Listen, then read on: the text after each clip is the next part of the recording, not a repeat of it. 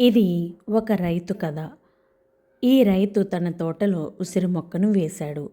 ఈ ఉసిరి మొక్క పెద్దదయ్యి ఉసిరికాయలు కాయడం మొదలుపెట్టాయి. ప్రతిరోజు ఈ రైతు ఈ ఉసిరికాయలను గంపలో కోసుకొని సంతకు వెళ్ళి వ్యాపారం చేస్తూ ఉంటాడు. ఇదంతటిని కోతుల గుంపు గమనించి ఒక్కసారిగా ఈ రైతు యొక్క తోటలోనికి ప్రవేశించాయి.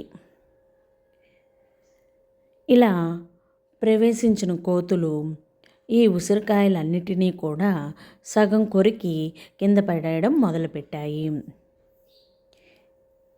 ఇలా కొరికి కింద పడేయడమే కాకుండా ఆ చెట్లన్నిటినీ కూడా ఒకదాని తర్వాత ఒకటి విరిచేయడం మొదలుపెట్టాయి.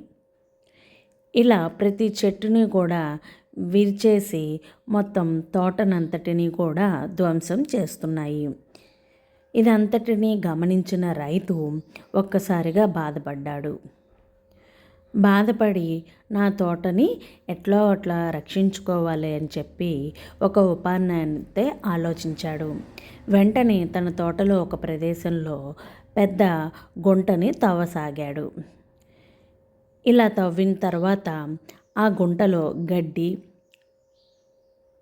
ఎండుటాకులు ఇవన్నీ వేసి దాని మధ్యలో ఒక ఉసిరి చెట్టు నుంచి చుట్టూ ఉసిరికాయలను పెట్టడం మొదలుపెట్టాడు. చివరికి ఒక ఉసిరికాయ చెట్టు దాని చుట్టూ కాయలు ఉన్నాయన్నమాట.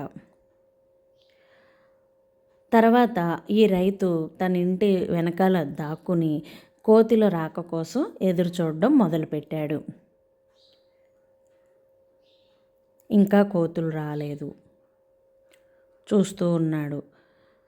ఇవన్నీ చూసిన కోతులు ఆ ఉసిరికాయలను చూడంగానే నోట్లో లాలాజలం ఊరి ఒక్కసారిగా ఆ ఉసిరి కుప్ప దగ్గరికి వెళ్ళడం మొదలుపెట్టాయి.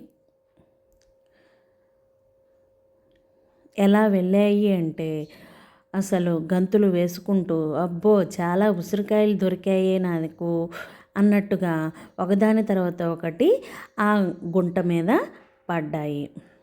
మొత్తం ఆ ఉసిరికాయల మీద ఒక్కసారిగా గెంతడం మొదలుపెట్టాయి. ఒక్కసారిగా అవన్నీ కూడా ఆ గుంటలో పడిపోయినాయి.